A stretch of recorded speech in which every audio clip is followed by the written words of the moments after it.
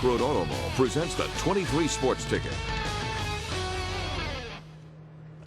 Welcome back. I'm Dustin King. Golfer Jamie Hogan has won a whopping 8 men's city titles. Would number 9 be in the works, or one of the young stars still to show? Let's start with Hogan on number 7. That long putter has brought him a lot of luck in the past tournaments, but not this time. He would finish with a very respectable 75. Last week's Aldine Cup winner, Corey Kaninsky, looking to capitalize on his momentum. Here he is on the 9 for birdie, but he would finish 8 back of the pace with a 75. And the guy everyone is trailing, Eric Birch. He lost in a playoff to Kaninsky last week, and he looked for revenge today. A 35 on the front, followed by a 32 on the back, gives him a 67 and the lead by 1 stroke. The second round picks up at Elliott tomorrow morning. Let's head north to the border where the pros were for the 3rd round of the RBC Canadian Open. American Scott Piercy was tied for the lead yesterday. Here he is with the birdie putt on 14. He was 3 under today, but would finish 2 off the lead.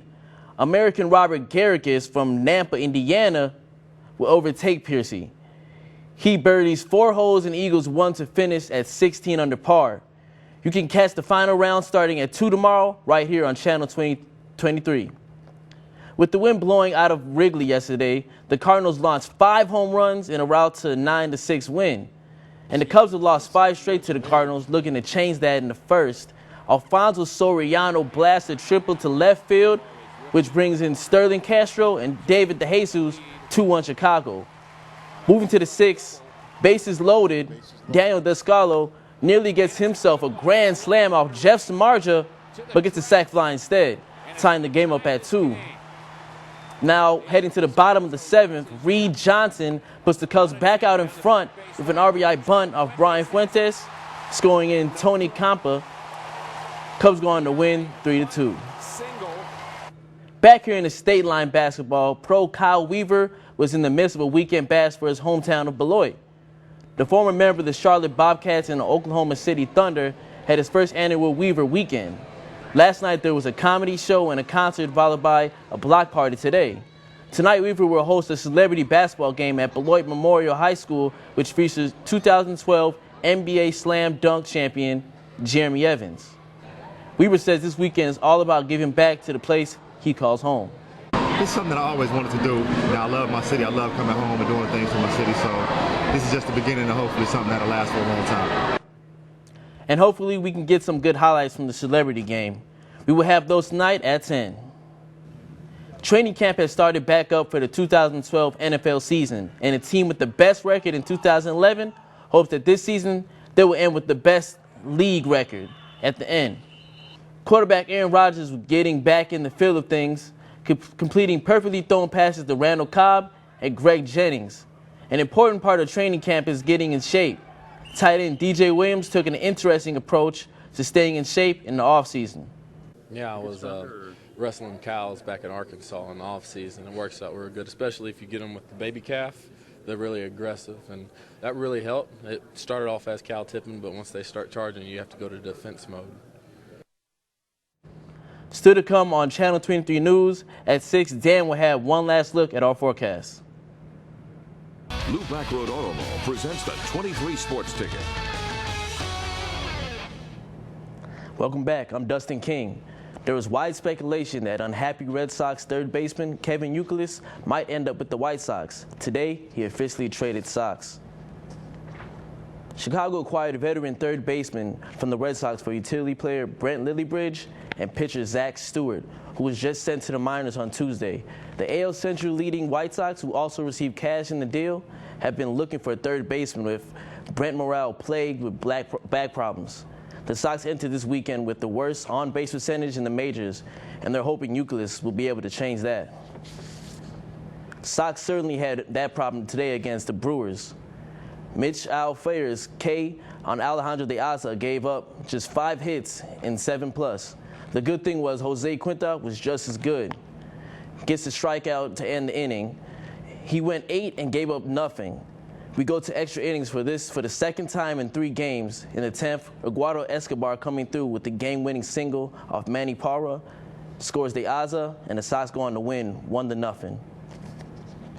Cubs finishing up with their road series with the Astros. Chicago down 2-1, but Jason Kubel extends the lead with a solo shot in the 7th.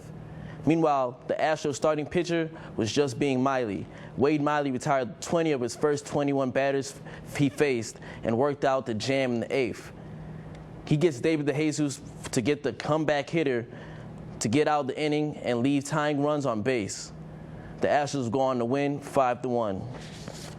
With rumors swirling Chicago Bulls small forward, Luol Deng says he wouldn't be surprised if his only team he's ever played for would ultimately trade him this summer. Deng is not dismissing recent reports suggesting the Bulls are willing to trade him for a top pick in Thursday's NBA draft, with speculation mounting that Chicago could send Deng to the Golden State Warriors in exchange for the number 7th overall pick. The apparent unease between the team and Deng stems from Deng's decision to not undergo surgery on his wrist to be representing the present Olympics this summer. Jerry Sandusky said lawyers tried to quit at the start of jury selection in his child sex abuse trial because they weren't given enough time to prepare, raising an argument on trial speed that could become the thrust of an appeal. Experts have said the 7 months between Sandusky's November arrest and the trial was fast-paced by Pennsylvania standards. Dale Earnhardt Jr. put an end to his long winless streak last week. Could he get back-to-back wins for the first time this year?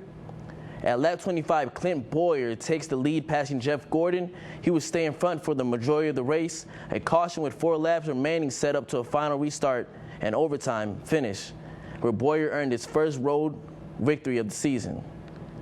At the beginning this day with 6 shots off the lead, Mark Leishman fired an early 8 under par 62 and then endured a 2-hour wait in the clubhouse before claiming his first PGA Tour title.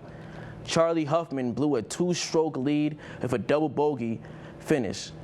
Ended up signing for a 66, tying Bubba Watson for 2nd place. The Masters champion closed with a 65.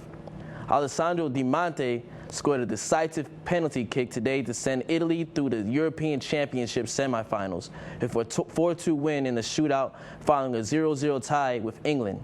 Italy will play Germany in the semifinals on Thursday. Still to come on the 23 News, at 6, Dan will have one last look at our forecast.